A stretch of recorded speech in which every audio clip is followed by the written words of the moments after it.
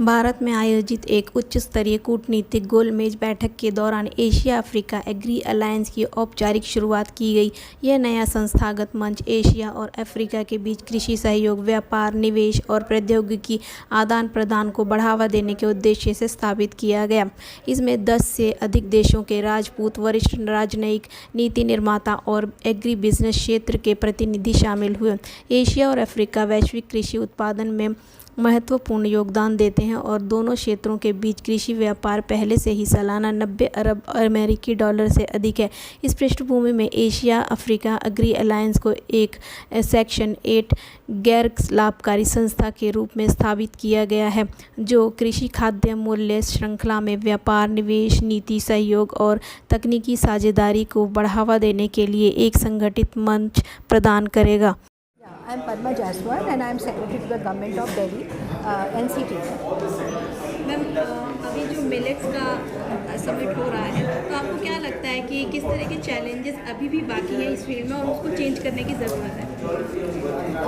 Millet summit which is happening, millets has been declared as a super crop, major crop, and it has even a year has been devoted by the government as a millets year, millets of the year, because since we are experiencing the climate change and so much of hot, I mean it is really becoming very hot during the summer seasons, and now also we are realizing that early summers have come, and since still we are in the March. So what happened was that the wheat crop already they had burnt, most of the wheat crop of the farmers had burnt.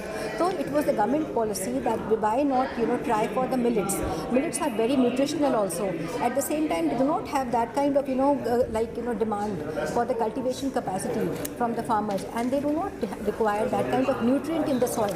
So therefore millets was one of the major choice of the government, and as it has been experienced in the other countries also that it is a super food. So therefore millets policy is really very promising, but since it is a super food and it is linked with the food security of the India, so therefore government policy is very cautious and careful when it comes to allocating the quota of the millets to produce ethanol.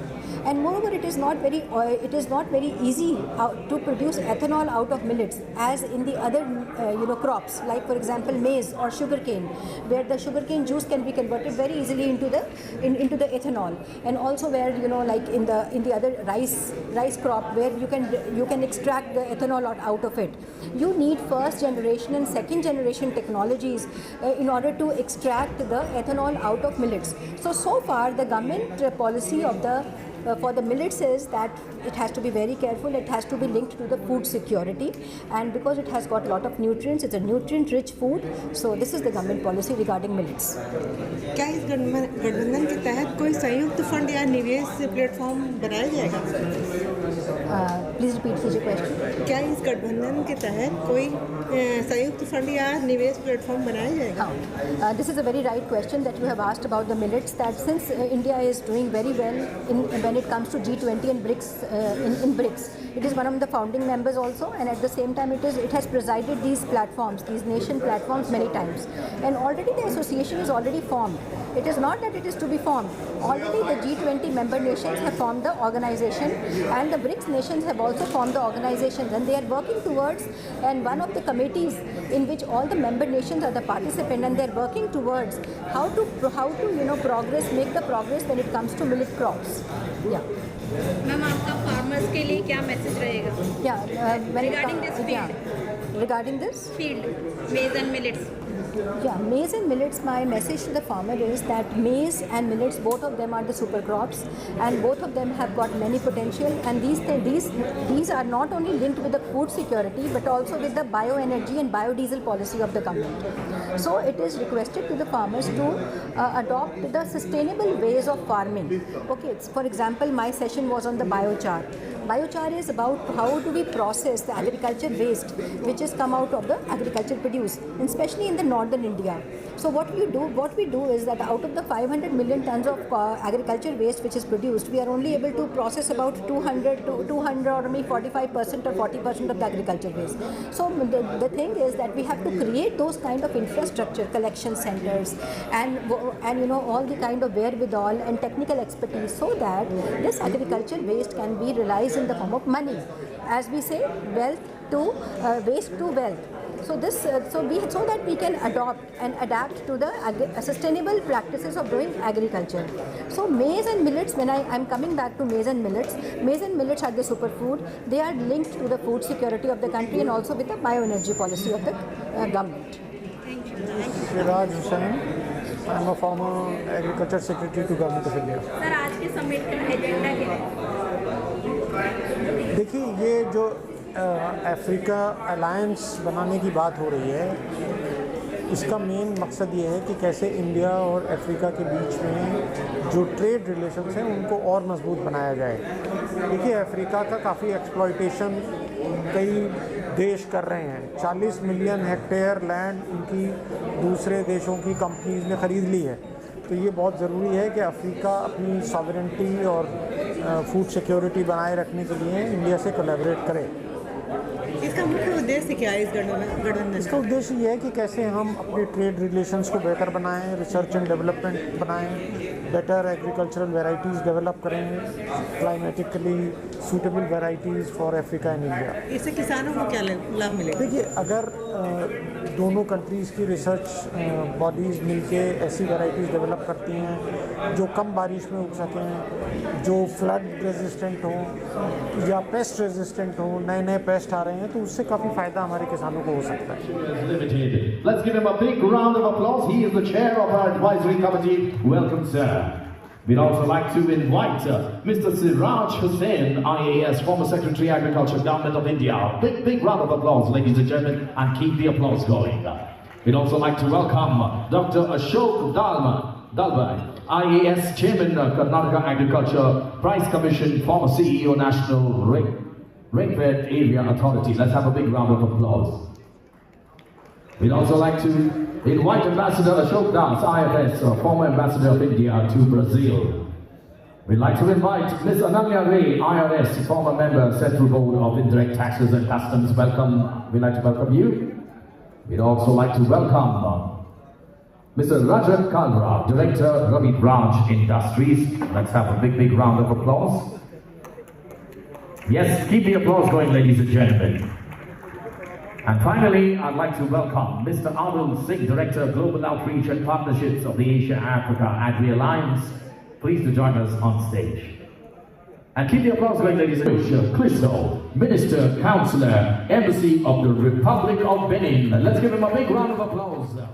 We would like to suggest that you will all unveil together.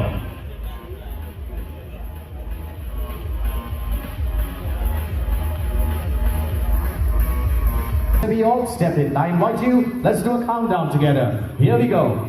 3, 2, 1. Kindly open the brochures and let's officially open and celebrate the Asia Africa Agri Alliance.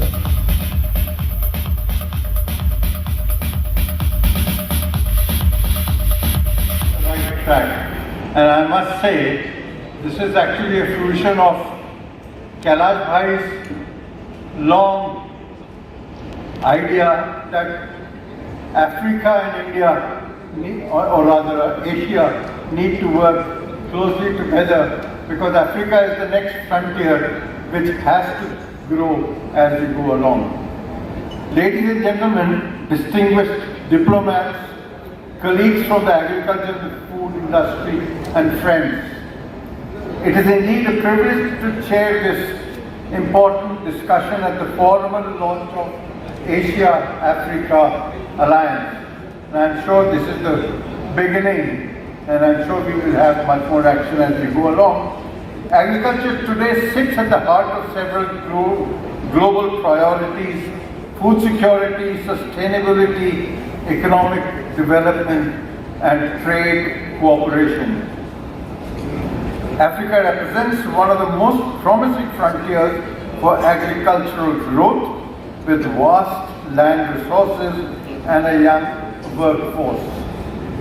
While Asia brings capital, technology, market access, and deep expertise in processing and value chains, the real opportunity lies in creating structured partnerships between these two regions.